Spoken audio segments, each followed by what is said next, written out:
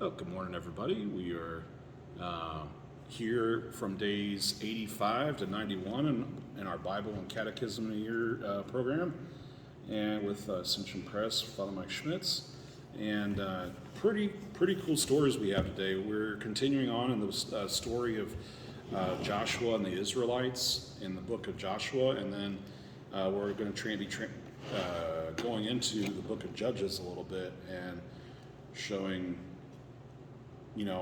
how everything kind of fell apart. As soon as it got together, it kind of fell apart. And, how Israel was unfaithful to God, and so God was like, okay, you guys get to suffer.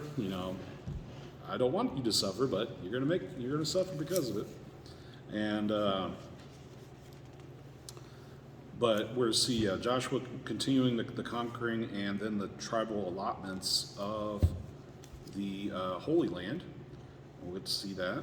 And in the back of this Great Adventure Bible, there's a beautiful little map of all of the tribes. We'll show that here in a few minutes. They renew the covenant. We get past into the book of Judges, in which we see Israel fail to complete the conquest. And so what's going to happen is they're going to fall into idolatry, and they're going to fall into false worship, and we're going to see pretty much a time of lawlessness, to say. Like the Israelites were fairly lawless at this point. It kind of mentions it, I think, in the book of Judges a few times. It's like, and everyone did what was right in their own mind and heart. Like it is today. Yeah, kind of like it is today. So, we're going to kind of get all the way up to Judges 8, and there's some pretty cool stories there. There's also the story of Ruth. Ruth is an awesome story. Ruth is let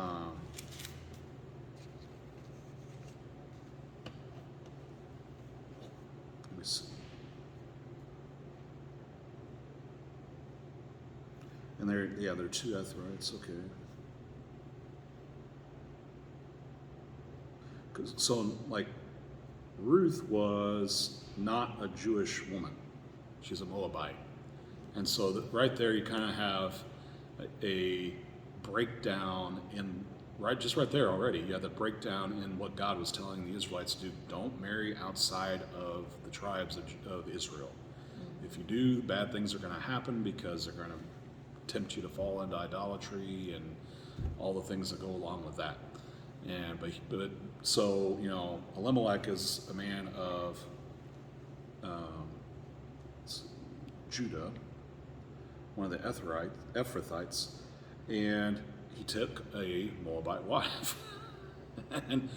No, I'm sorry, their sons took Moabite wives.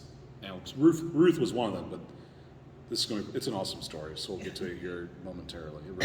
She's great. So, but first off, we've kind of got this replay of, the kings that Moses conquered, and then the kings that Joshua conquered. And there's, some parts of Canaan then in chapter 13 that they hadn't quite conquered yet, and they're working on it at this time. But it kind of suggests, in a way, that they never truly, fully conquered,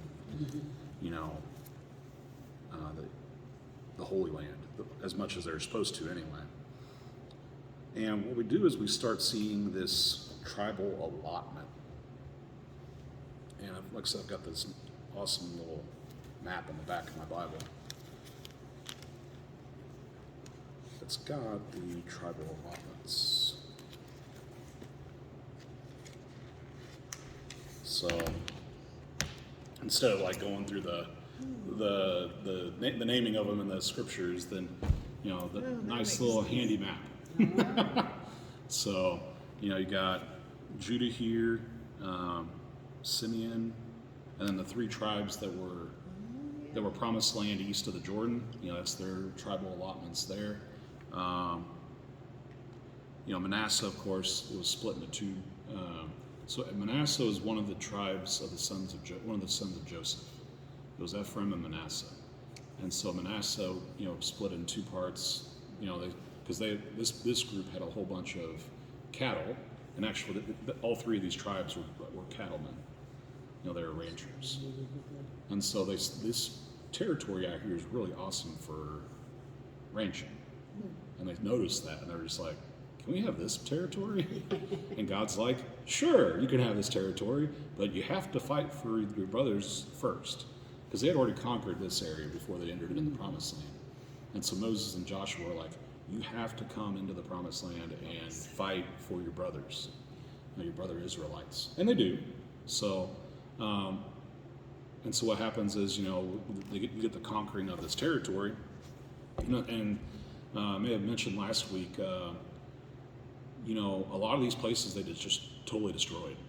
Like they totally killed all the men, women, and children in each of the cities that they conquered because they were placed under a ban by God. And, people can say, oh my goodness, this is so terrible because, God's ordering the murder of all these people. And it's like, what we don't understand is how utterly these people had rejected God. I was telling the Hispanic part of our community in Knoll last night, at this class, when we were talking about the first two chapters of Joshua. They were sacrificing their children in the fires to this false god Moloch. And God could see their hearts. He could see that they were going to reject him always. And he was just like, I'm going to limit evil in this case.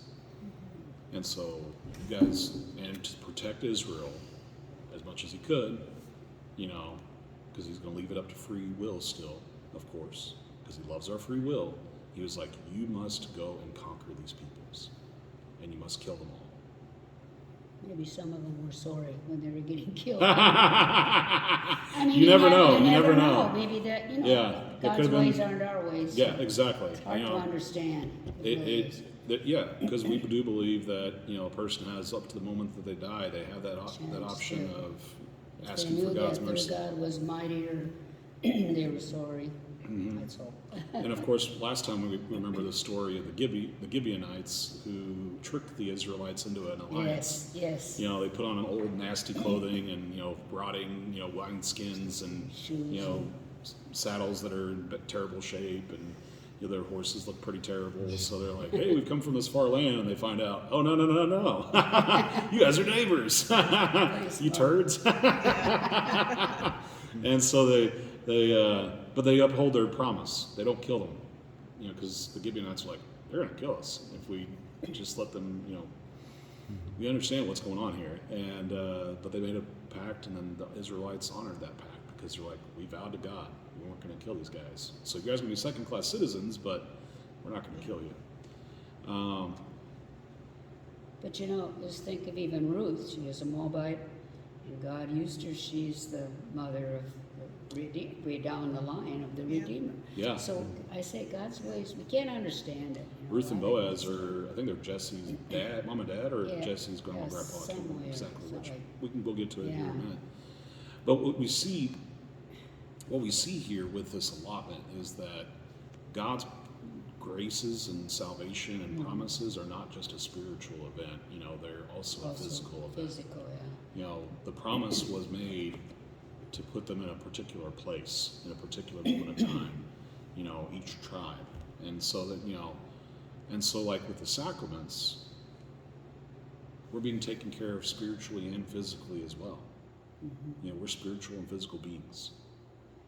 Our soul is intrinsically intertwined into our body. It's not in any one particular place in our body. That's separated from the rest of the body. No, we're a fusion of spirit and body. And so God knows he needs to take care of us bodily and spiritually. Now, it doesn't mean he's always going to give us all the blessings of money and fame and wealth and power and stuff. No. But he's going to give us our needs. And in the sacraments, beautifully, we're taken care of to where we can change into grace-filled beings, changed by the sacraments themselves. That's the beauty of the sacraments. Is, if we have an open heart and we respond to God's love, that's the beauty. And so, like the Israelites were given the promised land, we're also offered the promised land as long as we follow God's will. Accept His grace, follow His will, and be those beacons of Christ's love to the world. And it was interesting, I was reading on Caleb, Joshua and Caleb. Caleb was the one who went, in the beginning, and he was willing to fight, Joshua and Caleb. Other ones didn't. Yep. But, so he was rewarded. It seemed like first he got his choice of lands or something. Yeah, I thought that was really interesting, because he was willing to fight for the Lord. And Yeah, he was one of the two. Joshua and Caleb were they the were only the ones who two. survived, too. Yeah, that were able to enter the promised land from, they must have been like, Older. like already. 20, or like 15, 20 years old. First, but then old. And then by this point they're old, yeah, because they're like, it's 40 years in the desert, so you just think of that. And I so, thought that was real cool. but yeah, it is pretty cool. So you see Caleb inheriting his portion, for sticking up for God, for fighting for God. He's a portion of a particular place, his family among Judah, and it says it right here, Kiriath Arba, that is Hebron. So we're going to see Hebron come up later. David rules from Hebron for 7 years. So Caleb's portion eventually is going to come to David, through Ruth and Boaz, I guess. If there is that many people, it's almost unbelievable they could all travel through the desert and stick together and live. Isn't it? Could you imagine, like, say, a whole town in Neosho traveling someplace? Oh my gosh. Yeah. Or more than that, probably. How many of them were, Father? There were a lot of the Jewish people, the Israelites, wasn't there? If you remember from Numbers, like at the final tally, I think was like 600 and some odd thousand. Yeah, so 600 some odd thousand. Can you imagine? And that's just fighting men. Whoa. That's just fighting It's men. not family. See, That's not all the family. It's not the young kids. It's not the wives. It's not the daughters. It's just the fighting men. And so you imagine about 1.5 million people, probably, maybe almost 2 million. Who knows? Just depending. Anybody that was 20 years or older was able to fight, and so they were counted in the census. Yep. Be like ants. Yeah. Well, and that's the way, if you remember, like the story from Balaam and Balak. So Balak saw the Israelites coming over, and they're like locusts. I think it kind of explained it as like locusts coming across the field. A swarm, yeah. And so, that's why I tried to get Balaam to curse him, but Balaam was like, nope, I'm only going to bless him, because that's what the Lord told me to do. Yep. Okay, so kind of passing on past all the allotments there, because we kind of saw that. And then what happens is after they do get all the territory ready for the western tribes, the eastern tribes go back home. But what they do first is they set up this altar of witness by the Jordan, saying, hey, no, these guys are still your brethren. Don't treat them ill. Don't treat them as foreigners. They're not. They're among you. They're part of Israel.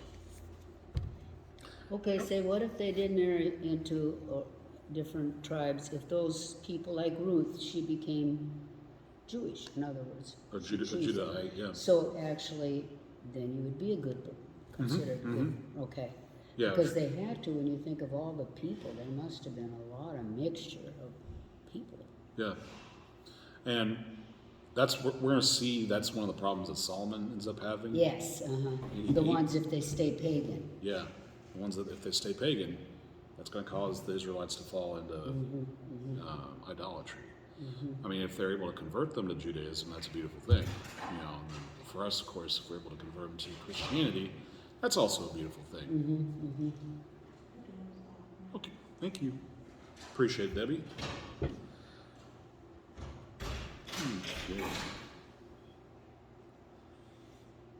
And then we get, at the end of Joshua, we get the, him exhorting these people, choose now, whether you're going to serve God or your own interests or false gods. And, you know, the Israelites are like, you know, but he said, as for me and my house, we were going to serve the Lord. You know, so that's like the second, third, or fourth time we've heard that phrase, you know, as for me and my house, we'll serve the Lord. And it's just kind of like a beautiful imagery of Joshua's life. You know, Joshua, we don't know what sins he committed. I mean, he committed sins because he's a human being, fallen like us. But, you know, what we see in Scripture often is the second person is even more, like, holy, more righteous in a way than the first person. Like, Moses is known as the great prophet. But, like, in a way, Joshua, too, is, like, even in a way greater because he followed the example of Moses and then, you know, completed the task that he was given during his life. We're also going to see it with Elijah and Elisha. Elisha receives that double portion of Elijah's grace. And so even to the point of when they put a dead body up against his corpse, you know, that person came back to life. So the sanctifying power of Elisha's life. It's kind of like with the saints today, you know, so he's kind of like that early Old Testament thing today. But, so Joshua's kind of like this, it's kind of like Abraham and Isaac too. You know, it's kind of like, you know, Isaac kind of like models in a greater way in some ways than Abraham, even though Abraham is the father of faith, because he's the original gangster. You know, he's the OG, you know, faithful person. And so Joshua's kind of like that mirror of Moses to the second generation of Israelites. Yep. So it's kind of like a progression Yeah. going towards Jesus. Mm-hmm. Okay.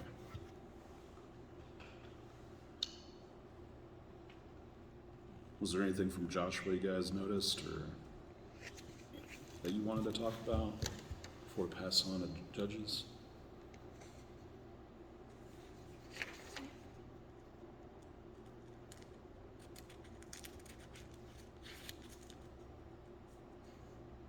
The big thing I got out of there, and we mentioned that already, was that he allotted to all the different tribes, you know, allotted their portion of the country or land. Yep. He set into place the judgment cities so that people had disputes or if somebody was accused of kill or if mistakes happened, they Yeah. would go Mm-hmm. They go to the They cities could of go refuge there and then, and be safe until the until the family cooled down, which took years. So you had to go for years and years. And that, you know, that's what I was saying like last night too. I was like, you know, these cities of refuge, you know, think if you're on a horse and it gets spooked by a snake and you can't control it and somehow you run over somebody, you know, and it kills them.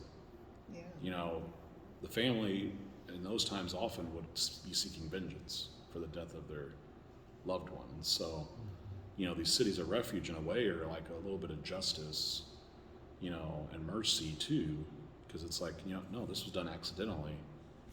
You know, go to the city, you know, be safe. Now, if someone murdered somebody, you know, that's a different story. It's Then like, no, bring them out, and let them stone face or justice something, before the stoned priests. to death or Yeah. something? Mhm. Yeah, Yep. boy, they sure were swift about their punishment. Yeah. Well, and we have to remember too is, you know, they didn't have prisons like we do today. You know, they didn't have like these maximum security prisons where they keep people away from society, and so you had to have, you know, hard, swift justice, and also as a bold example of what you shouldn't do. You know, this it's not good for you to murder people, and so we're going to cut your life off as an example of that. Same thing with adultery, same thing with a lot of things that today we're just like, we don't kill people over that stuff anymore. You know. You know, there is kind of a temptation, though. You think if we were more that way, there'd be a lot less. I mean, you hear this all the time, Yeah, you know, yeah. and it's an argument. But I know the church leads the other way. But you know, sometimes in your mind you think, man, Like you said, you cut your hand off if you steal, they're not going to steal anymore. Well, that's true. They can't. I mean, that sounds awful mean, but sometimes, I don't know. There's that temptation, yeah, because when people get hardened, Hardened, yeah. the more And hardened they they'll are. let people out and they go do the same thing again.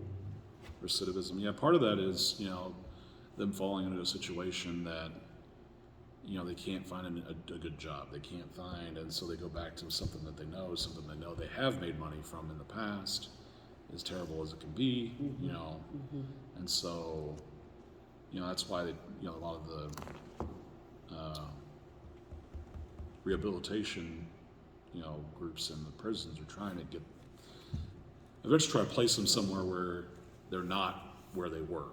Like not, if they can help it, they try to get them a decent job. Like I worked with a prison system in Indiana when I was still in the seminary, and Brother Zachary, monk of St. Minor, had tried to get them moved to a different town if he could help it. Help them find a job and get them into a different place, so that way they have the A opportunity. safe city. Yeah, an opportunity for a new start. Yeah, and even if it was just burger flipping for a year or two, that way they can prove themselves that hey, I can hold a job, I can be trustworthy, I can be, and hopefully change. Now there was still a lot of recidivism, but that returning back to but it's possible. It's probably kind of off, but I know the church isn't for capital punishment anymore, but is there ever a possibility that they're not completely against it? Though, Yeah, right? they're not. The church is not completely against it. I mean, the bishops here have come down pretty hard against capital punishment, but it's because we do have such a good penal system as far as like being able to secure people in a place. Not so good at rehabilitation right now, but it is hard. But because we do have that ability, that's why the bishops here are like, we really shouldn't be killing people, and two, on the fiscal side of things, it's actually less money to keep someone in prison for the rest of their life than to have them appeal and appeal and appeal, and the cost of the courts and the cost of the, so there's even a fiscal good to imprisoning someone for the rest of their life without parole, or with parole if like there is real change, if you can see that real change. But that's why the church's way it is now on capital punishment is like in a third world country, it's still okay. It's because it's harder for them to keep people secured in a place, and so that swifter justice that we see in the Old Testament still in a way is kind of carried out because of necessity. It's a necessity. We shouldn't want them to die. We want them to convert, be changed, and grow in Christ. But yeah, that's why the church here especially is not for capital punishment, unless the prisoner has shown the ability to be able to break out of whatever prison that they're in. At least that's the way it was told me at seminary. So the bishops have gone further. We'll try and follow what they say, but yeah. Okay. What we see in the book of Judges, and we're going to see this over the next couple of times, is Israel's disobedience and unfaithfulness. Like all of us, we all fall away from God due to our temptations and our sinfulness. Hopefully it becomes less over time, but it happens. And so what ends up happening is that the Lord's like, I'm going to let you suffer. I'm going to let you experience the fruits of your choices. And so we're going to see throughout the book of Judges these times where Israel suffers. They're coming under the persecution of different kings, whether it's the Philistines, whether it's the Moabites, different groups that have survived this purging of the Holy Land, they're going to rise up and conquer the Israelites.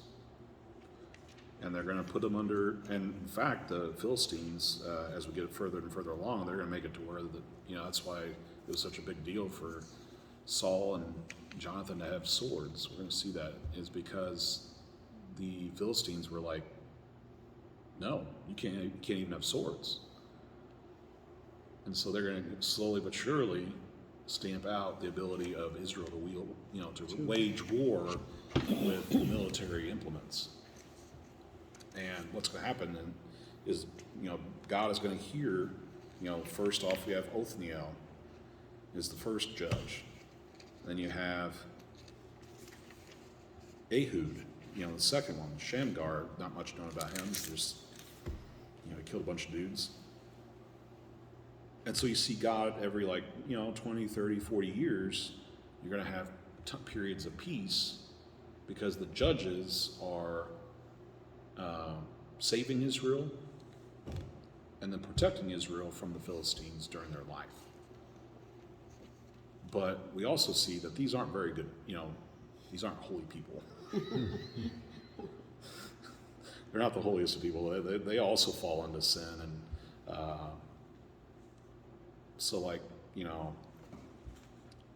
let's just take one of my more favorite examples here, Deborah and Barak. Barak is, Deborah receives this, this vision from God, and goes to Barak. Yeah, she's a prophetess. Was judging Israel at the time, and she receives this vision and says, "Hey, send Barak to go and kill Sisera, who's been, hurting my people Israel, oppressing them." And so Deborah sends to Barak, and then Barak's like, he's kind of a scaredy cat. And he trusts the Lord, but doesn't fully trust the Lord at the same time. He says to Deborah, he says, "If you go with me, I will go with you and help you beat Sisera and kill Sisera." But then Deborah's like, "Yeah, you're not going to be the one that kills him now because you failed to trust God." And so they do defeat his army, Sisera's army, but Sisera runs away and runs to the tent of one of his armor bearers. And Jael is the wife. And so Jael, knows that Israel has been going to be handed this victory somehow. And she's like, okay. She's like, "Come on in, Sisera." And then she says, "Lay down here." He asks for water because he's tired and thirsty and stuff. And she gives him milk. And if you're really thirsty, milk at first tastes great, but then you realize, I'm still thirsty. So she's not really tending to his needs. Anyway, and so what happens is she's like, "Lay down and, we'll cover you up so that way if the Israelites pass by, they won't." Well, she takes a stake and puts it through his temple. Yeah. Oh, jeez. And so the glory comes to, in the Bible story, it comes to Jael instead of to Barak. And Barak wins this battle, but with Deborah, but the actual glory comes to this small little lady. When I say small, I don't mean she's like a small, 4 foot tall character, but she's not powerful. She doesn't have a whole lot of strength, but She did it. she did it. The glory came to her because she was the one that trusted and said, "Okay."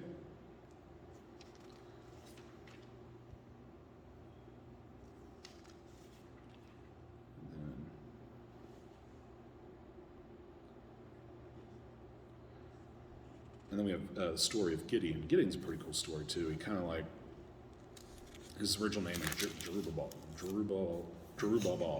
Jerubbaal. There we go. Some of these John, have a names. great day. Yeah. I Yep. see you, John. Gideon. All right, so we're gonna call him Gideon because it's a lot easier to say Gideon than Jerubbaal. And so Gideon, this is that story where he takes 10,000 guys to battle, and Lord's like, way too many. You guys aren't gonna give me the praise if you're going to think you did it yourselves, that I didn't help you. And so too many people. Okay, we're going to separate people out who's scared and who's not. And so all the scaredy cats go home. That'd probably be me. I hear you. I don't know how I'd react. Yeah. We never know until You we're in know, that situation. Yeah, right. We always think we're tough, but when The going gets tough. Yeah, Yeah, that's when then the men and the babes Separates, yeah. are separated. Yeah. Yep, the strong ones and the weak ones are all separated. Yep. And so then there's still too many of them. And so he's like, okay, you need to take these guys down by the water, and whoever, oh yeah. everyone that laps the water with his tongue as a dog laps, he shall set by himself. Likewise, everyone that kneels down to drink. And the number of those that lapped, putting their hands to their mouths, was 300 men. But all the rest of the people knelt down to drink water. So it was the 300 that were chosen. And so the 300 were chosen to fight against the Midianites.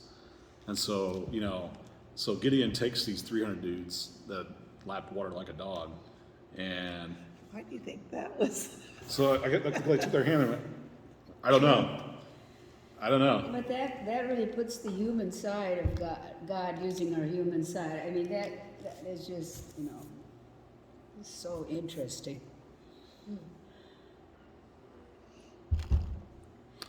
And so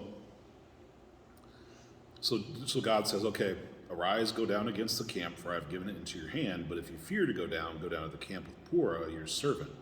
And so that's what Gideon does, goes down with Purah, his servant. And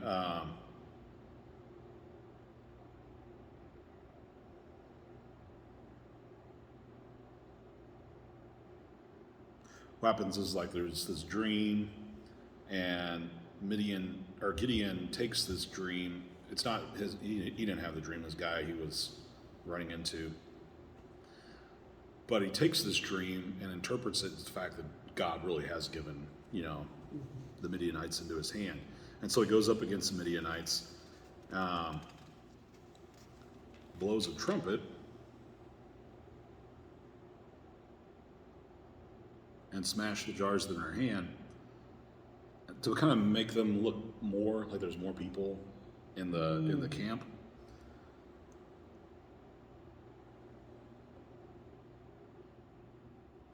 Let's see.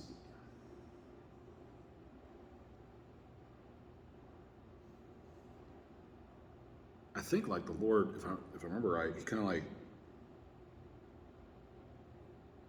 puts them into confusion. Like, there's a confusion that enters into the camp, like, the Midianites, and then so Gideon is able to, like, kind of wipe them out because they're all scared and confused and things like that. So really, the work was done by God, but Gideon kind of cleans everything up, with his 300 guys, and so they even chase him after that. And so he becomes this big hero, this big judge. And what happens is, the last thing for judges we'll talk about this week is that Gideon has this ephod, and the ephod is a sign of priesthood. It's a sign of true worship of God, of the priestly worship of God. But Gideon himself is not a priest per se. He's not of the tribe of Levi.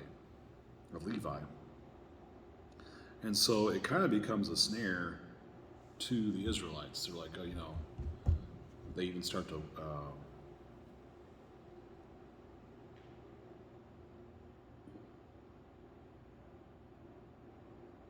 and so they follow whatever kind of, Gideon himself didn't do it, but the fact that he had this ephod that he shouldn't have had kind of led Israel to do false worship of God. And so, like I said, there's this time, and these judges would do great things for Israel to save them, but at the same time, they're also doing things that were contrary to what God had told them to do.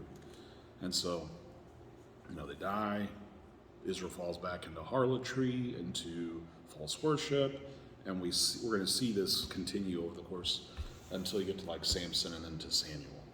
And Samson's not even a really good guy at all. If you've kept up, you know that Samson was like, women were his downfall. Yeah. He was a very vain guy. But we're going to see that here in the next class. But then we get to the story of Ruth. Ruth's awesome. Ruth is awesome. Let's see.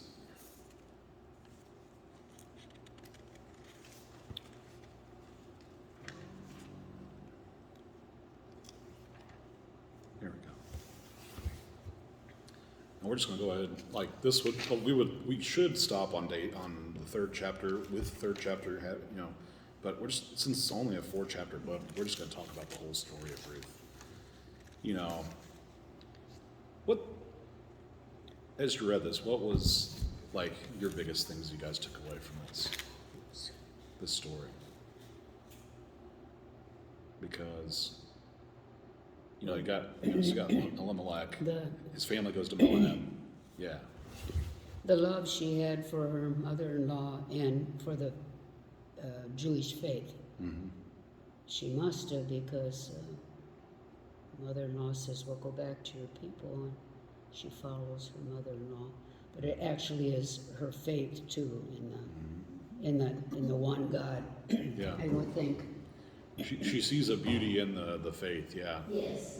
No matter, because Elimelech's sons did not do the right thing. But God used her. But God used that to, Yeah. Bring about a greater good. God, that's the thing about sin, is that no matter how badly we do sin, and this is not a license to sin, of course, but, God is still going to bring a greater good out of it somehow. We often don't see the greater good. Sometimes we do, but other times we don't. And isn't she that she says, your God will be my God, your people my people, Yep. And it was, I think, her faith in God first of all, Mm-hmm. and then she must have loved her mother-in-law too, Mm-hmm. And what's cool is at first is that both of the wives come back with Naomi, and then Naomi says to, both of them say, I'm going back to my people, feel free to go home if you want. And then Ruth is still like, and they part in peace, the daughter-in-law that leaves, they part with love, and because the daughter gives her a kiss and goes back to her people. But Ruth is like, no, yeah, like you said, So they must your have people been living my God is your God. in Moabite. Must have been pretty mixed up. It seems like they were living in Moabite country or something. This family, yeah. Yeah, this family. Elimelech's family, yeah. Mm-hmm. So the daughters had land because of their husband's death? Or I was don't that think not they so? had anything. I don't think, did they? Somehow they didn't have, let's see. After they died. 'Cause they'd have, why would she send them back to their family so they would have something maybe? You know what I'm saying? Oh, there was a famine, I think, in Moab, and so they went back okay. into Naomi, after her sons had died, because Elimelech had died, and then her sons had died, no children, Yeah. and so there's a famine, so there's no food, and so they're like, okay, we're gonna go back to Judah because we heard God has visited them and brought them food. And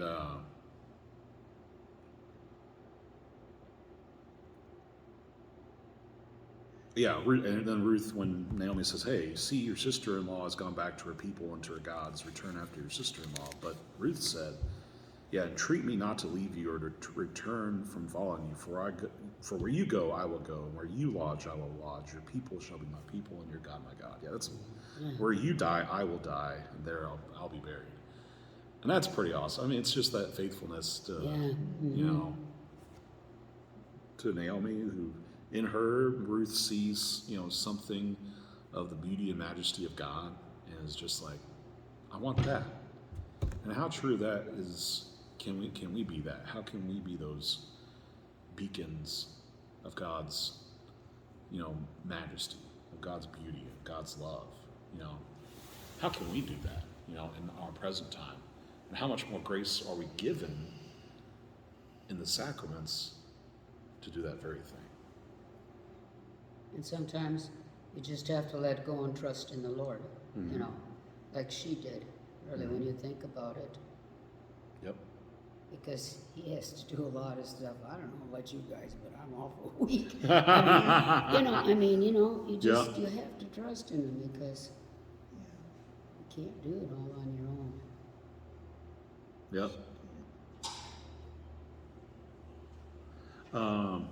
And so what happens is, hey, Vicky. Am I late? No, well, that's okay. Come on in. I'm 10 minutes late. Well, we started right after Mass. We did start almost right about 9:30. I did mention it to you yesterday, but I don't think Yeah, you I didn't caught it. understand. I thought Yeah. you meant choir or something like that. I am Oh, so sorry. No, it's all good. Okay, thank you. Well, you just came in time to start with us. We kind of started a little bit the story of Ruth. Oh, Ruth, okay. Yeah, and so to kind of key in a little bit more is we just talked about Naomi was Elimelech had taken his family, including his wife Naomi, into the land of Moab. Elimelech and his 2 sons both die, so it leaves Naomi only with the 2 daughter-in-laws. Excuse me, okay, okay. No children. They had no children. And there was a famine in Moab, so they were like, okay, we're going to go back to Judah. Because apparently there had been plenty, given to Judah by God during the time of the judges. And so the 2 go with Naomi, but eventually Naomi turns to him and says, hey, you know what? You guys really should be with your people. Go in peace, go back to your gods, and do what you will. And one of them, leaves her in peace, Excuse me. But then Ruth, does that, where you go, I will go, your people will be my people, my God will be your God, or your God will be my God. And so she's, as we said, it's just kind of like that symbol of faithfulness. And now we're going to see very quickly, Ruth 2, chapter 2, chapter 3, and chapter 4, the fruits of that faithfulness. Okay, so she meets Boaz, because Naomi had sent her out into the field to glean the gleanings. And if we remember from Leviticus and Deuteronomy too, I guess, God says, don't go back a second time over your fields. Leave the gleanings for the widows and the orphans and so Boaz owns this field, and Ruth had been sent to go and glean the harvest, to take the leftovers from the harvest. And Boaz sees her and is like, who is this? Because Ruth was a beautiful woman, so he's like, whose servant is this? And then finds out it's Naomi. Are they related? Yeah, And because that's, they're part of the tribe. Yeah, both are part of the tribe of Judah. that was, Naomi and Boaz. So yeah. yeah, and Boaz isn't the closest related to Naomi. We're going to see that. Boaz has to go to this other guy. what was his name? Yeah. Boel? No? But he's never met her. But he had never met her before this. So he sees her and he's like, wow. Yeah. And slowly but surely, he's a rich guy. He is a wealthy guy. He owns this field. He owns this property. And, Ruth has come to glean, and he sees her. He says, this woman's not worthy of doing this. She should be, higher than this. And so, Ruth and Boaz meet, and things hit off pretty well. And It's almost like Naomi sets it up, though. yeah, Naomi She comes. says, go get yourself pretty. Yep. Because that's what happens. Yeah, in chapter 3, that's what Naomi tells her. It's like, hey, go get dolled up. Go over and Wait till after he No. eats and he's happy. yeah. Now it's like, and then she says like, well, when he lies down, observe the place where he lies, then go up and cover his feet and lie down, and he'll tell you what to do. Yeah. And the thing to understand is there's an innuendo in that saying of uncovering feet. What is it? Yeah. It's a sign of sexual action. I don't know what kind, but yeah, of intercourse even maybe. It's kind of, so whenever you see that uncovering of feet, that's often like a metaphor for. Oh, So there's Well- maybe been a little hanky-panky going on, which is not good, but what it brings about is better, is more Yeah. awesome. And so, Boaz goes to,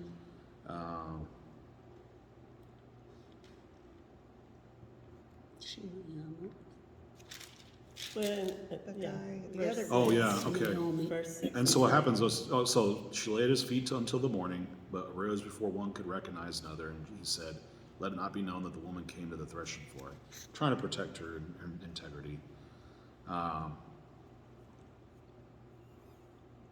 And Boaz gives her a bunch of 6 measures of barley to take back to Naomi.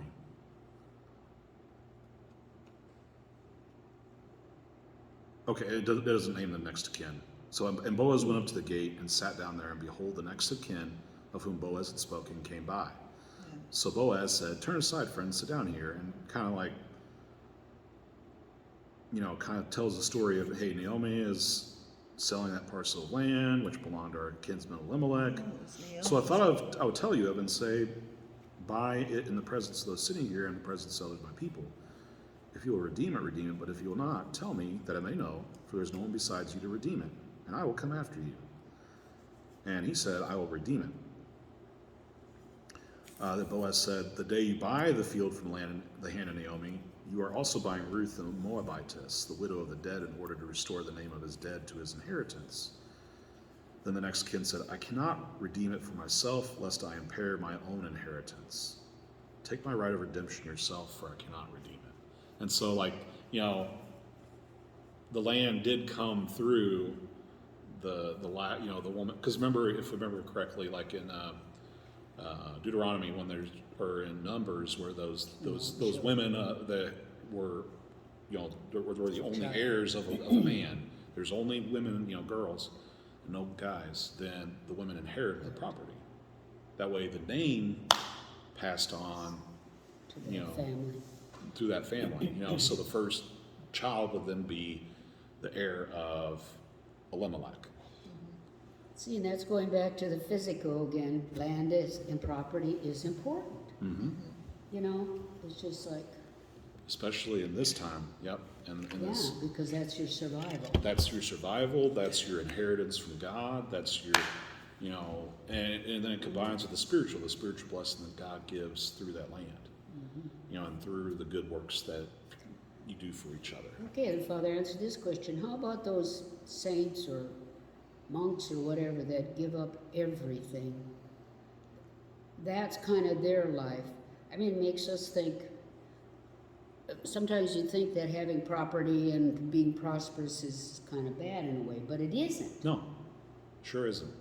But then there's those that are called to give it up. Yeah, and then there's those for the sake of the kingdom who are called to give all. So there's a difference in each one's calling. Mm-hmm. And we're all called to live according to our calling. What we're called. That's kind of hard to understand because Yeah. you look at somebody else and you think, well, I should be doing that, but maybe you're not called to do that. Maybe not called to do that. Yeah. So you find yourself in a married vocation. Your vocation is to raise up the next generation as faithfully as you possibly can, so that they may be as faithful as they possibly can, to God, and to, take whatever property you have, whatever private property, and find a way to use that for the glory of God, to help your family at first, but then, as your children grow older and, leave, or if they're not going to stay on the property and work it with you, then how else can you help people with the goods of your property?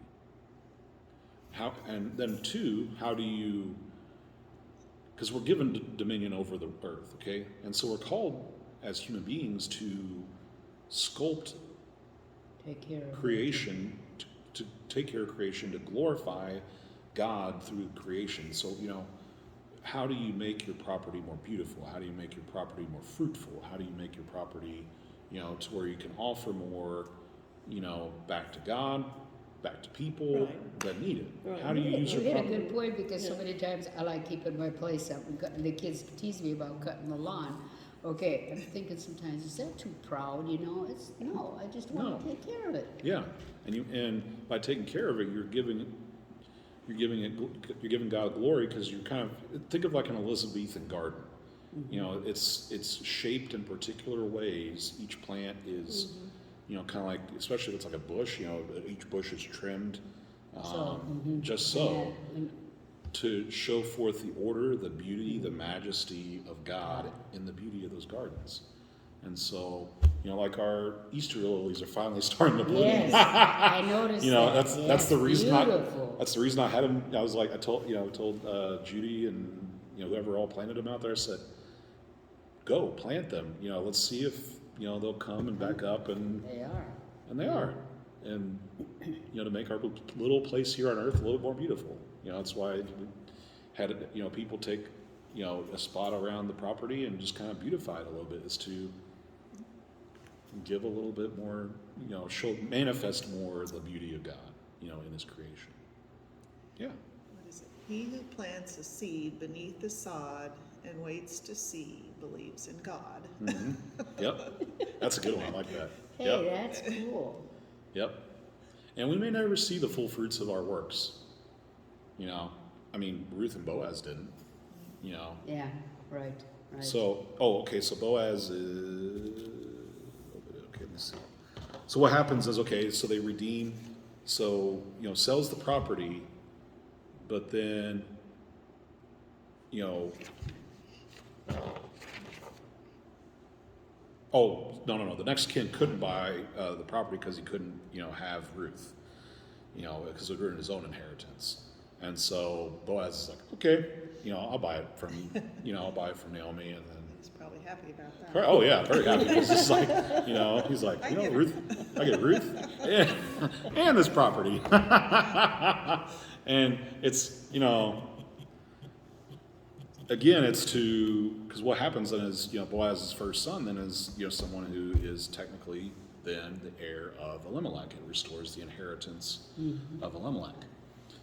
You know, so we see, you know, this family, it's ruined, you know, by, you know, moving into Moab, doing something they shouldn't have been doing, you know, intermarrying, but God brings a greater beauty out of it, because what happens, like I said earlier, Marge, we get David from this line. You know, Ruth and Boaz come together, they have children. And down there on 16 of chapter 4, it says, Naomi, that's the mother-in-law now, took the child, placed him on her lap, and became his nurse. Can you imagine how happy she finally had a grandchild?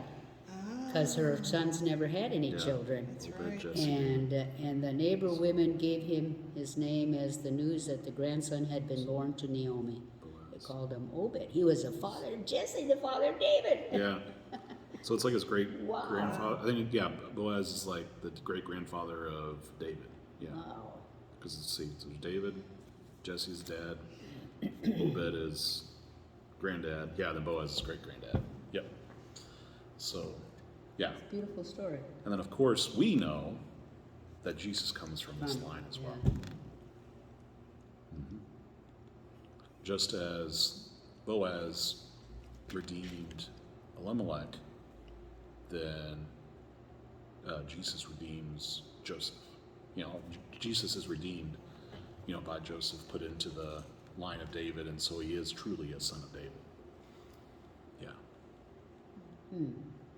Or redeems Mary, and then through Mary. So maybe we got a chance, girls. Through the smallest, God can work such great things. Just let him use us a little bit, huh? Yep, that's the truth. And so that kind of gets us to the end of the Bible. Pretty awesome stories. I mean, I love the story of Ruth. You know, Esther as well. You know, we're going to get to Esther, I don't know when, to tell the truth, but it's going to be during the exile. So it'll be after, so it's going to be probably a couple months from now, I'm imagining. We'll get to Esther and her story, which is pretty awesome. You know, she, you know, saves the Jewish people from extinction through her courage. But is there anything here else want to talk about? That was pretty good stuff, you know. Okay. Then we got the Catechism. Catechism is kind of like, we start with like the death of Jesus and, what the redemptive act, that it is. Going up to day 91, so 644. And then, Jesus' sacrifice on the cross, our participation in that sacrifice, Christ in the tomb and his body, not let your Holy One see corruption.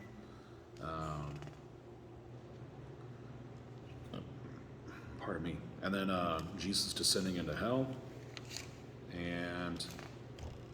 And they kind of explained that too, because I often wondered about that. They say, why do we say that? God didn't go, I mean, it couldn't have been, but at that time, heaven wasn't open yet.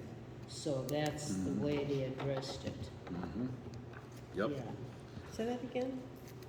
Well, it wasn't really the hell of the damned. Am I right, Father? So Sheol. Yeah. Sheol is just where all the dead in the Old People Testament went because to. heaven wasn't open yet. Yeah, heaven wasn't makes open yet. sense. So as we hear in in the gospel too, when Jesus tells the parable of Lazarus and the rich man, it kind of gives us this image of what Sheol was like before the resurrection. So you've got this part of Sheol which is for the damned. It's burning and unquenchable fire and suffering because they've rejected God. They did not choose to live the life that God wanted them to live, to take care of the poor, to take care of the stranger, to take care of the vulnerable. That's why we have the corporal works of mercy and the spiritual works of mercy too. But then, then you have the other side where Lazarus, the poor man, went with Abraham. So Abraham was in this place in Sheol. But in a way, it wasn't, there's probably like purgation going on, like purgatory in some way. But you see it's a place that's not, not terrible. Why did they say hell, though? I mean, because our image of hell is the damned. I can't understand. They must have a reason for that, huh? You think? In the Old Testament? No. No, in the creed. In the creed. Oh, in the Creed. When we say oh, descend into hell, yeah, because yeah, descend into hell. hell at this time is like, we have to think of it as that Sheol. Yeah. And because there's the two parts. You have the parts for the damned, and then the parts where Because the actually- just ones lived, waiting for the resurrection. Separated from God. Yeah. I mean, Yeah. okay. They're separated temporarily from God, So, but because they were just, like Lazarus, like Abraham, probably David, Adam and we Eve. don't know, and Adam and Eve. Yeah. That's one of the beautiful stories here. Is like, jump to that point.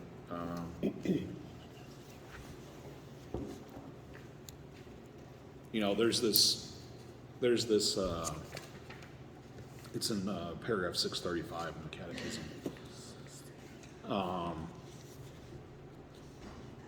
Jesus goes into Sheol, goes into hell.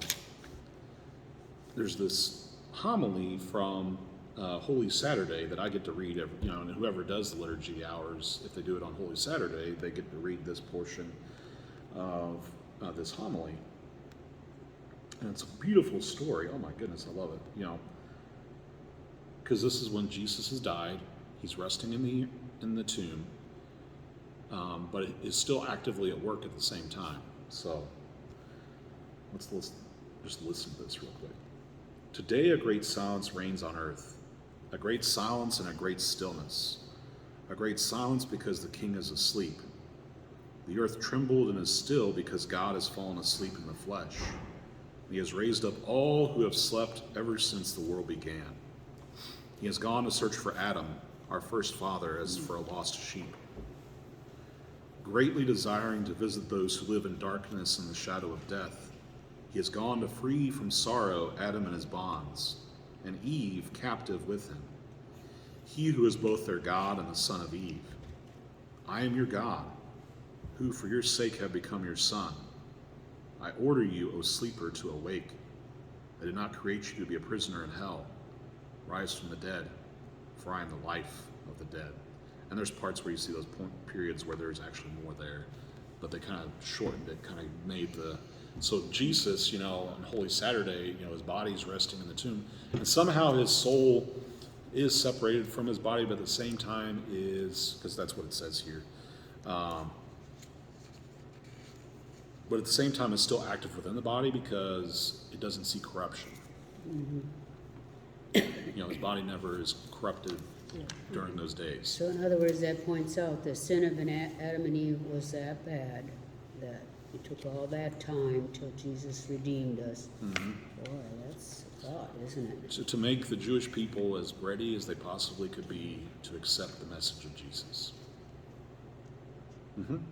And so then Jesus then goes down into hell, and says, okay, I'm breaking you guys out. Everybody that was in the just part, where the just ones lived in Sheol, those are the ones that he broke those prison bars of death, and he rose them up into heaven Thousands and thousands of on the day of his resurrection. So that's why, if you think about it too, you see, in Jerusalem, they see the spirits of the dead. Yeah, that's what I was, I always wondered One what of that those- was about, but. One of those prophecies Yeah, that makes is, sense. Jesus is bringing them up to new life, and so they're walking amongst, probably what that means. I could be wrong, but it's just another image, and it fulfills a prophecy. I don't remember which prophet had talked about it, but the dead will rise and walk among the living, and that's what happens in Jerusalem. When Jesus dies, and he goes down into Sheol, brings them all up to heaven.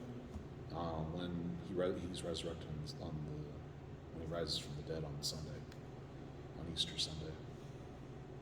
There must have been thousands and thousands of people there. I mean, Yep. you think of from the beginning of time. Yeah. Another thing that now this is in the very beginning of it, it says, and I always wondered about this, it says, this Jesus was delivered up according to the definite plan and foreknowledge of God. And I always thought of that as like God was, well, he had allowed the people to do it. But when I was reading further into it, it's saying that because of man's free will, God never took that away, and he knows there's no time for God. So he knew what Judas was going to do and Pilate was going to do. And instead of wanting them to do it, it's what they did do. Yeah. I mean, it's real hard to understand, but it's like, according to the plan and foreknowledge of God, Yep. It's like, I always feel sorry for Judas, though. I do. I mean, Yeah, I get it. I mean, I hope that maybe he had a slight chance to say Yeah. Yep. Because he was kind of caught, too. Well, and Fulfilled the prophecy. yeah, now his great sin though was, unlike Peter, He didn't. he couldn't get past his shame, and so his shame led him to madness, and then to hanging himself. Yeah, usually when you see in the Bible that's it says his entrails like fall out in the ground, that's not a good sign. But we can still pray and hope that at that last moment that he said, "I'm sorry, God," and accepted that full grace. We don't know. We don't know who's in hell. We know there is a hell. We know that some people choose it, but we don't know how. Yeah, many. well, that's the thing. I think one of the bishops was writing, it's that you choose that. That's what you want to do. Even if you have a chance to love God, you're not. You're saying. Yeah, you're rejecting that Which grace. is kind of hard to understand, but yeah. Yeah. Let's see. What we have to remember too,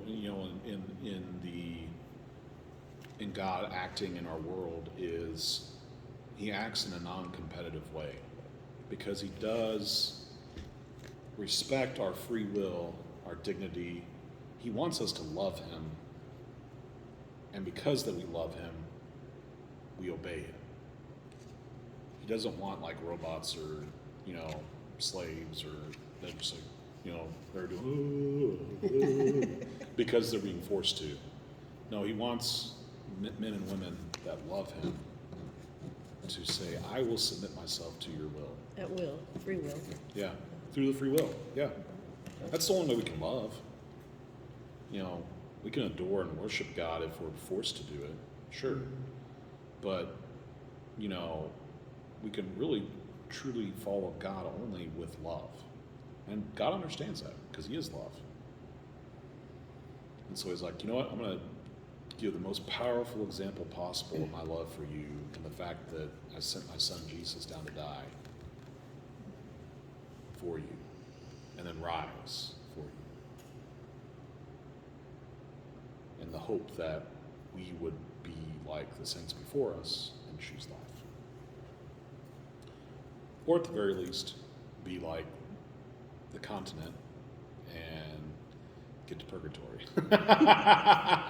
And then get to heaven, you know, through that purgation.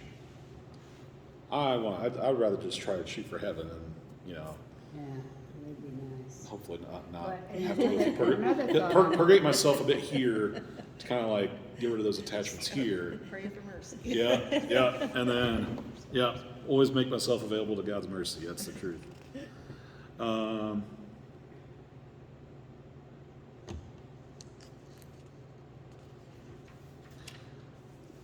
So this in this section 602 and 603 where it talks about for our sake God had made him to be sin. You know, it's not that Jesus is experiencing like sufferings as a punishment from sins that he himself committed, because we know Jesus is pure, he's holy, without sin, you know, virginally conceived, but that then he voluntarily takes upon himself that consequence of sin, the consequence of all the hatred, all the anger, lust for power, lust for pleasure, you know, he took all that upon himself in his when he was baptized, you know, in the Jordan. One of the images is that he took all of that sin that had been cleansed in the Jordan River by the baptism of John, takes all of that to the cross. That's what was say is one of his greatest sufferings too, though, wasn't it? Because he knew that people would reject him anyway, and he did it for the love of his Father. Yep. And that's another point too. You know, when I was younger, I guess maybe because this kind of way they were taught, they wanted to keep you out of hell, so that, you know, it was brought before you. But actually, we should be doing good because of the love of God, not so much because of the fear of hell. But I mean, that's there, you know. Kind of keeps you on the straight and narrow. You know, we teach both. We say, you know, in hell, you're going to eternally suffer. You know, first and foremost, because you're never going to experience the love and warmth and joy and peace of God ever again. Just that thought's scary, isn't it? Yeah, but then you're also going to have beings around you that only ever think about themselves and only do for the good of themselves and so they're not going to love you. They're going to torment you. They're going to hate you, and as much as you hate yourself now, and so that's what you're going to experience the rest of your life. You know, and it's going to be lived in your body. Your body will be raised up from the dead, and that's where you'll go. You know, then the life of the blessed, the life of those who follow God's commands perfectly and imperfectly, you know, they get to experience all the joy and peace and blessing of God forever and ever in their bodies as well. And so we have to teach both. You know, yes, there is hell. Don't go there if you can help it. Reject evil, do good, but do it more because you love God. You know, try and grow in that area. Think about all the good things he does for us. Think about all the, and be like thankful because he has done all those good things, while still remembering the fact that if we don't, then we're going to go to hell. But at the same time, doing these things, because we're imperfect beings. There's always going to be a dual aspect to it. But hopefully, what you're doing as you go through the course of your life is that you're doing things more because you love God. You don't want to hurt God, don't offend God. Yes. Offend His goodness or majesty by doing sin. And it doesn't, because we also have to remember is you can't hurt God Yeah. except in the person and humanity of Jesus Christ, But the fact is, he which loves suffered. you. Yeah, in fact, He loves you. I mean, I hear that more now in the church, or like EWTN, they'll say, God loves you where you're at. He really does love you. He's trying to bring you up out of to the better because He loves you so much. And then you should respond to that love.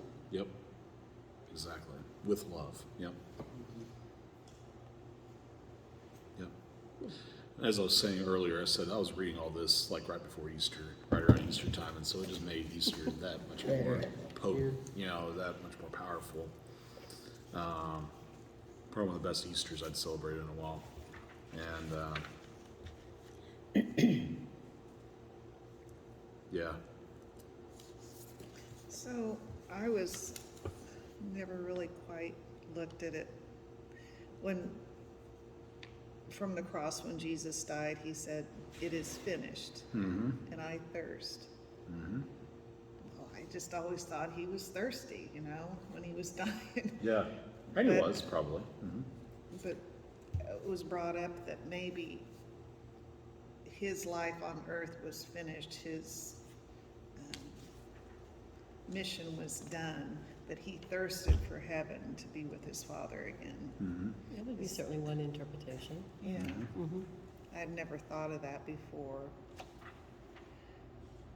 And I guess another thing too is when we have communion, when we drink the cup of salvation or the cup of blood,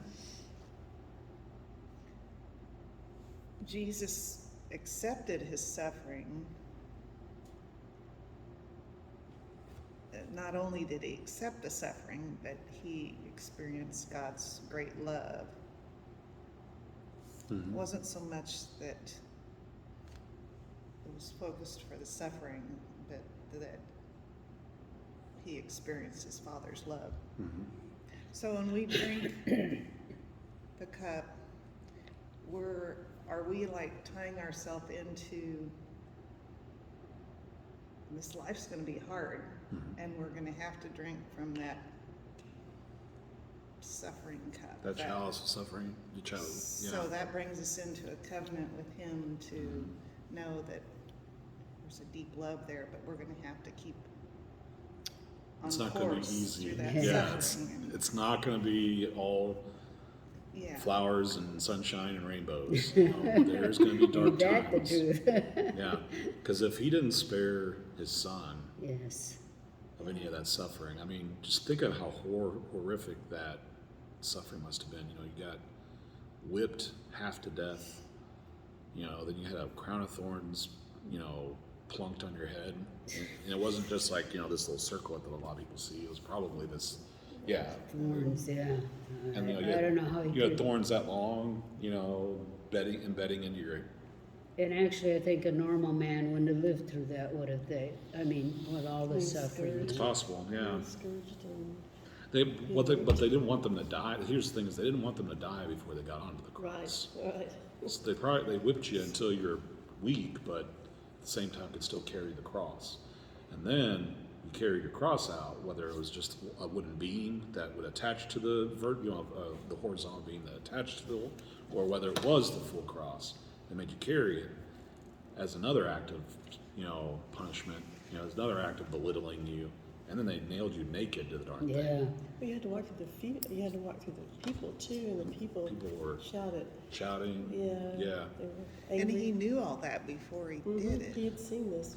In the agony of Gethsemane, it's part of this in here in No 6:12. wonder He sweat blood. Yeah, he was sweating blood because he was like he was already experiencing and spiritually and mentally like that stress that he knew was coming.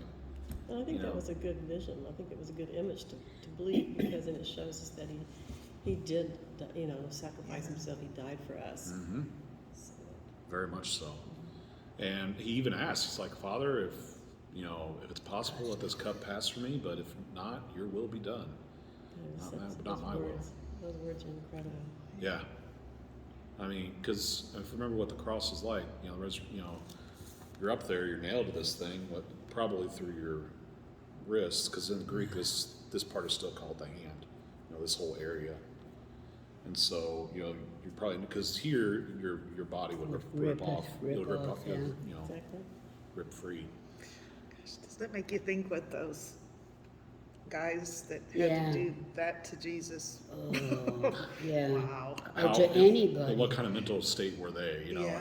I mean, and so you're nailed to this thing, and then your feet are nailed there, below you, and you're hanging there like this, and you're sitting there like you can't breathe, after a time. That's actually what kills you, I think, isn't Uh-huh. it? In the end. Just all this, between the stress of it, the not being able to breathe easily, and then when you want a breath, you have to sit there and lift yourself up on the nails that you're crucified to.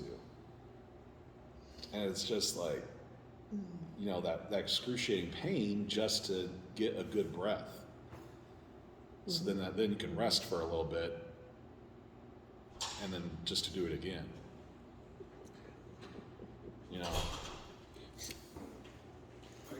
Hey, Rick. Right. And so that's the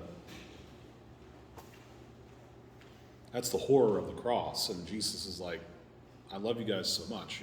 I'm gonna love you to the end until I say it is finished. And then my God, why you've forsaken me? Jesus is there quoting Psalm 22. And you read Psalm 22, it's like all these terrible things. It's like, I count my bones, the flesh of my bones, the people are mocking me and rejecting me. But then at the very end of it, just read it there. At the very end of Psalm 22,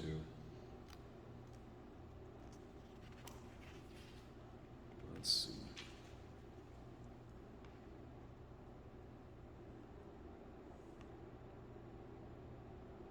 Oh, Psalm 22. Yeah, okay, because I'm poured out with water.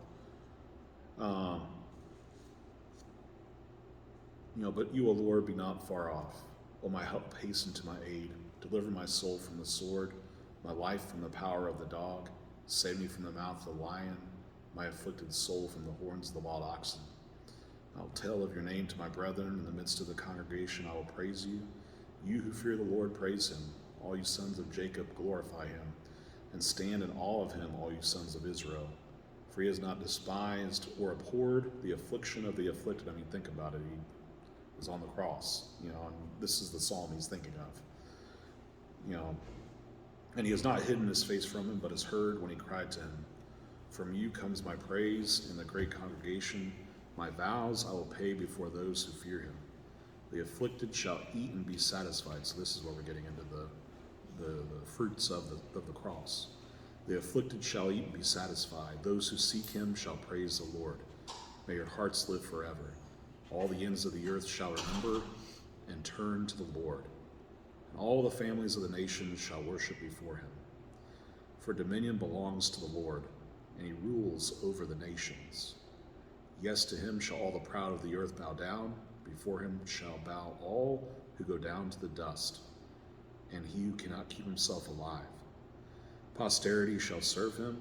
Men shall tell the Lord to the coming generation, and proclaim his deliverance to a people yet unborn, that he has wrought it. And so even, so on the cross, even as he's suffering and dying, he's saying, my God, why are you forsaken me? And we're tempted to say, did Jesus sin in that moment? No, the answer is no.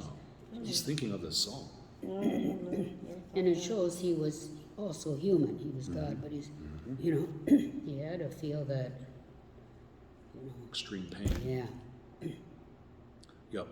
And so his humanity was feeling that, in a way, that absence of God through all that suffering, but at the same time, he also knew in his humanity and in his divinity what is coming of this sacrifice, this great love that he shows. And so, I remember I was at IPF, which is like Institute of Priestly Formation, and, they teach us how to pray, in an imaginative way, as the Jesuit spirituality in a way.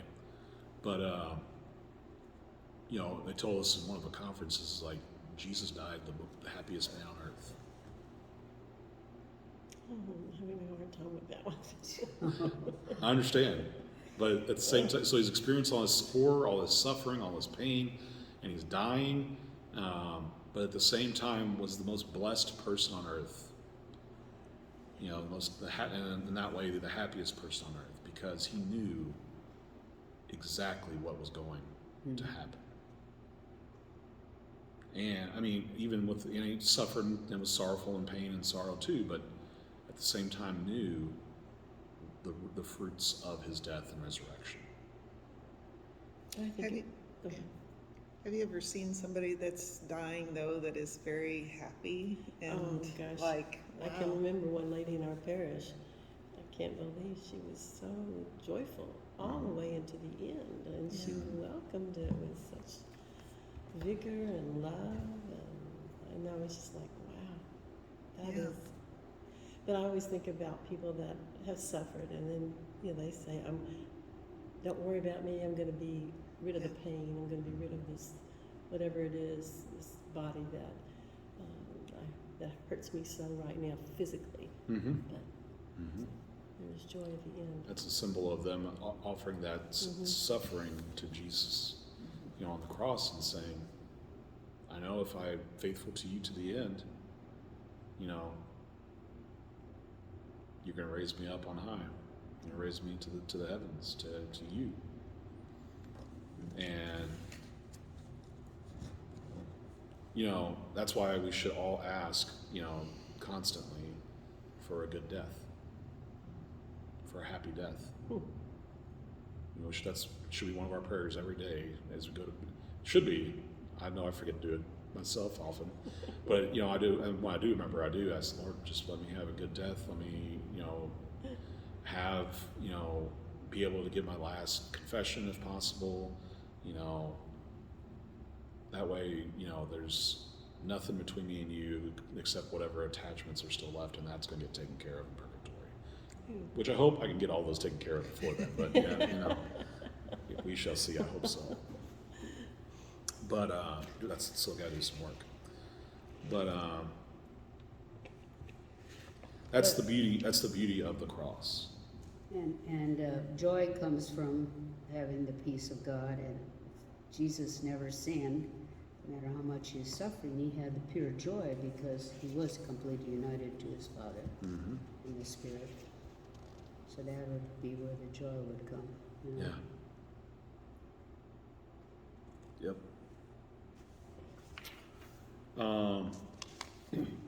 Just kind of finish up.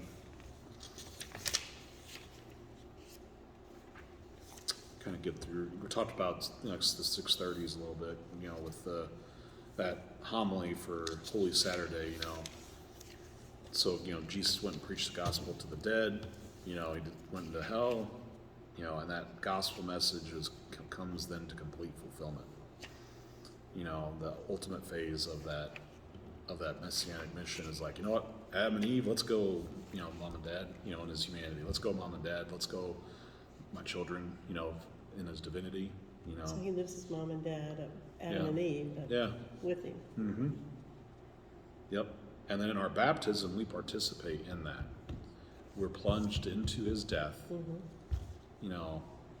So that's what the water, and the Orthodox and some of the Catholics do too. They still do that full immersion. But I don't know if you ever watched a video of an Orthodox baptism. It's kind of good. A couple ones I've seen is pretty funny because the baby comes up and they're like, "What just happened?" Oh, they do that with the baby. Yeah, they take the baby and Yeah, they do. and they say, "Baptize in the name of the Father, and of the Son, and of the Holy Spirit." And when the baby comes up, it's usually like, And then they change their clothes. yeah. That's the part that it's like after they've done it, then they're washed The of white- their the sins. white- the white so then garment. they remove the clothes that they had sinned in and put them in white. Yep. It's and so it is. It's that image of being plunged down into the waters of death, and then brought up, renewed in mind and body, and spirit and soul. We're made into creatures of God. And then we're called to live that life. Yeah. And then it talks a little bit about, because we actually have to stop just right as it starts talking more about the resurrection. You got the proofs of the resurrection. So first you got the empty tomb.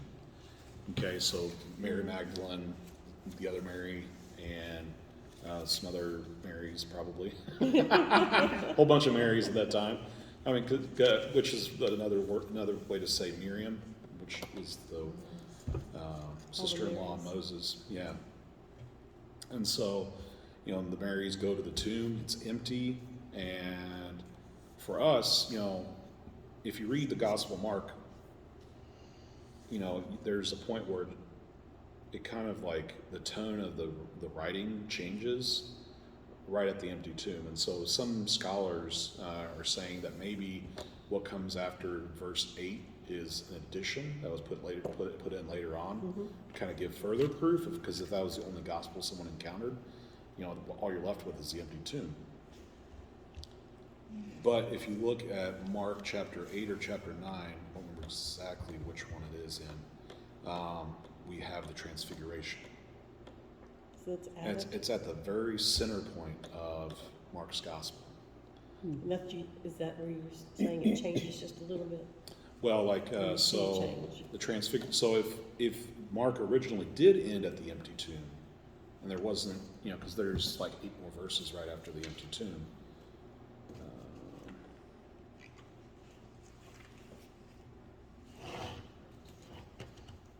Yeah, so resurrection of Jesus, okay. And when the Sabbath was passed, Mary Magdalene and Mary, the mother of James, and Salome bought spices so that it might go and anoint him. And very early on the first day of the week, they went to the tomb, and the sun had risen. And they were saying to one another, "Who will roll away the stone for us from the door of the tomb?" And looking up, they saw that the stone was rolled back, for it was very large. And entering the tomb, they saw a young man sitting on the right side, dressed in a white robe, and they were amazed. And he said to them, "Do not be amazed. You seek Jesus of Nazareth, who was crucified.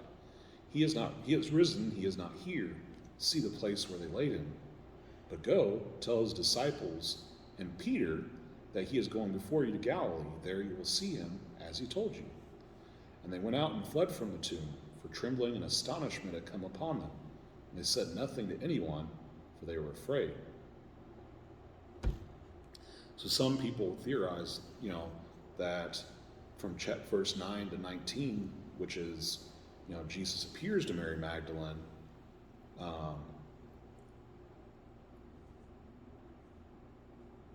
they said that this might be an addition from like how Luke wrote it, or how Matthew or John wrote it. And so, because this is also then where we get the like Jesus commissions, Jesus appears to Mary Magdalene, appears to 2 disciples, and then commissions the disciples, and talks about, go out the whole world and preach the gospel, and you'll be able to walk on snakes and do all this stuff, and then talks about the ascension of Jesus. Very briefly, it's all that's done within 10 verses. Mm-hmm. And so a lot of more modern scholars theorize that verse 8 was the original end of Mark's gospel, and then sometime between when Mark wrote it down, and told the story. Now the rest of the story may have been told. I don't know. But what then comes at the very middle of the story then, and what is very important, is the transfiguration in chapter 9. And so between the transfiguration, the miracles that Jesus does, and then the fact that the young man is sitting in the tomb saying, "Jesus has risen," but then they go and flee the tomb, you're left with an empty tomb. But the transfiguration and all these miracles and everything else is supposed to kind of point you to the fact that Jesus actually rose, mm-hmm. and is, and now is resting with God, working with God the Father, in the Holy Spirit, in the church. So there's more of a beckoning to believe, rather than straight out in a way saying, kind of a cool way to see Gospel of Mark, because like I said, transfigured right smack dab in the middle, whereas in the other Gospels, the transfiguration is like, you know, in Matthew, I think it's like 1/5 of the way or 2/5 of the way through the Gospel. You know, in the other Gospels, it's not at that center point, as it is here in Mark. We'll get there eventually, right? Yeah. Oh yeah. Mark actually, if you're at day 150, is like a week or two away. Okay. I don't Don't know how spoil you it can for do me. that. Don't spoil it for me. Yeah. No, I won't. Hey, Jesus rose from the dead.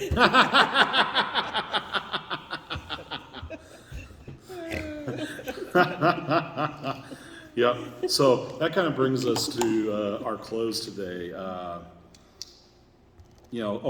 guess I could show some just last couple things. So we have these further proofs, though. Then Jesus does. He appears to Mary Magdalene, and then he appears to Peter. He appears to several thousand at one time, and then to the apostles at Emmaus. And we see, like when the two disciples from Emmaus come back, that, hey, the Lord has appeared to Simon, to Simon Peter, to kind of give faith to the apostles, to give them peace and joy. If I'd been apostle, I would need that reassurance. They did. I'm glad that God saw that and gave that to them because they were human. Yep. And so what the Catechism tells us in 643 is then, given all these different testimonies, Christ's resurrection cannot be interpreted as something outside of the physical order, and it is impossible not to acknowledge it as a historical fact. So, the apostles had suffered through the passion and, that horror, the fact that who they thought is the Messiah dies on the cross. And so that, like their hope for a short period of time is like, they lose that hope for a bit, and even when they see Jesus risen again, they're kind of still like, what? They think he's a ghost. Thomas doesn't believe until he actually puts his fingers and hands into the side of Jesus and says, my Lord, my God, this counteracts this hypothesis that's been put forth that the resurrection was produced by the apostles' faith rather than a physical event that actually occurred. It's like almost in a way like the story that the apostles made up. Wasn't there, it says there was 500 also there present with the apostles? So St. Paul talks about when, Jesus appeared to 500 persons at one time, and then also, to James, and then to Peter, and all the apostles. So, it's testimony from the apostles. And we have to remember, the apostles don't go on to great fame and glory and power. No, they suffer horribly. And so we accept testimony from science, we accept testimony from things of physical people, men and women, and but here we're accepting testimony. We should be able to accept the testimony from God. Jesus did these miracles, these amazing things, by just saying, Lazarus, come out. Little girl, arise. It's not a magic trick. No, it's him and using his power as God through his humanity to do miracles. Like I said, with Elijah, with Elisha, with the other Old Testament prophets that did great miracles like Jesus does, they invoke God's name and power. Jesus is just doing miracles. Now, he might talk to God beforehand and kind of say, to give us that idea that there is that internal conversation with God, the Father, in the Holy Spirit, but Jesus just does the miracles. Rise, pick up your mat and walk. Your sins are forgiven. I so will it, be made clean. Lazarus, come out. So, and these miracles, then the testimony of the apostles, the reason they saw the resurrection themselves gave them the ability to testify. And so Paul, in a special way, was kind of like given a vision of the resurrection when he experienced that vision on the wet road to Damascus. Yeah. He experienced the resurrection in that vision. And so he's able to testify to it immediately. He doesn't go back to the apostles. He doesn't go back to Jerusalem and, talk with the boys. And he goes to the house of Ananias, gets healed, and then goes and proclaims the gospel for like 2 years or 3 years. And then he goes back to Jerusalem to make sure he's got the story, that he understands, kind of jives with the other apostles. And they give him the clasp of brotherhood. Because he tells his story, the way he experiences, and they're like, yeah.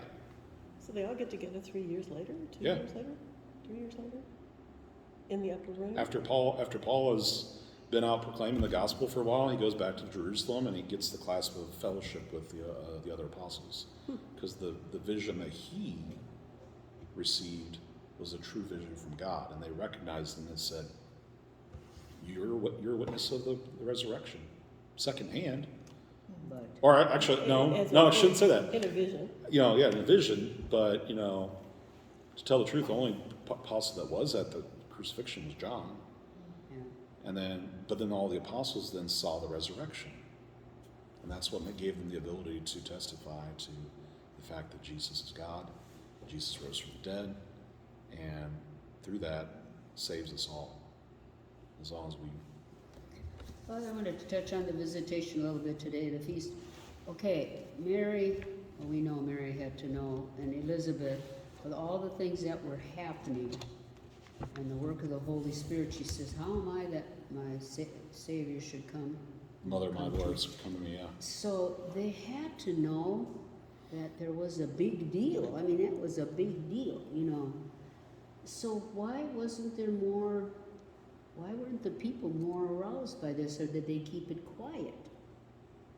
Well, we often hear Mary saying, reflecting on things in her heart. Yeah, but I mean, Yeah. Elizabeth has a baby in old age. I mean, you think all the people would say, this is really something. And they do, yeah, because it says, when it's found that she is with child, and then the name of John, the men and women around are like astonished, and they're amazed. Of course, I guess the days where it wasn't like you had a newspaper or telephone and all that like we do now. I mean, something like that would make big world news. Mm-hmm. And maybe too is by being a little bit more quiet about it, by just reflecting out in their hearts. They're not putting a big target on Right. So Jesus' there back. had to be a reason, for that, because everything. And then, when he goes into the temple when he's 12 or 13, you thought that would have rang a bell with these scholars too a little bit. Yeah, exactly. And probably in a way it did, in a little way, but they didn't fully understand because they see this boy, this young, soon-to-be young man, and they see him like full of wisdom and knowledge and stuff, and they're like, they know something amazing's happening here. They just don't understand fully. I mean, same thing when Simeon came into the temple and was like, takes the Lord Jesus in his hands and is like, Lord, now you let your servant go in peace. He's singing this song, or reciting this song or whatever, and he's like, the people around him are like, what's going on here? And then Mary and Joseph go back to Nazareth. Yeah. So it's just Into their small life. That's And good. so, just think about our own lives. Amazing things can happen. But as time goes along, we forget about it. Or we might remember it and we're just like, man, that was such a cool time. But all the particulars kind of conveyed into the whole life, Yeah. more or less. Mhm. And so it's possible that these guys, experienced a moment of faith, not understanding what it was, and they're like, okay, let's go back to our doing what we do. What we know, what we know and think that God wants us to do. Oh, So, we see miracles throughout the week, the day, whatever you want, what time period you want. But we don't go out and say, this is a miracle, this is a miracle. We Yeah. just know inside that, or we acknowledge it as a miracle. Yeah. Exactly. And then what we do, what we're called to do then is, say, live our lives in according to, it's truly a miracle. Thank you, God. And, try and live our life in a better way out of that love for God. But if we don't bring it up every once in a while, it can fade into our memories for all the good things that God has done for us. Yeah, and they would have known. I don't think the broadcaster would have, like you said, put a spotlight on them, and they didn't want to do that. Yeah. Let God do it in His own time, So. They were humble, humble Yeah. people. Humble and quiet, Yeah, right. reserved. Well, Joseph never spoke a word of the Bible, so. There's no Bible Yeah, study next so- week because Father's on retreat. Okay. Yeah. So next week, I will not be here. I'll be on retreat. Okay. But in 2 weeks, we'll have the next class. And what we have for that one is days 92 through 98. And so we're going to go from, Did you write that down? 92 through 98. yeah. And so if you're following along in the program, do days 92 to 98. But if you're needing the readings, it's going to be from Judges 9 all the way to 1 Samuel 8. And, in that we've already talked about the story of Ruth. So we see Ruth and Boaz get married, and the fruits of that is David and then Jesus.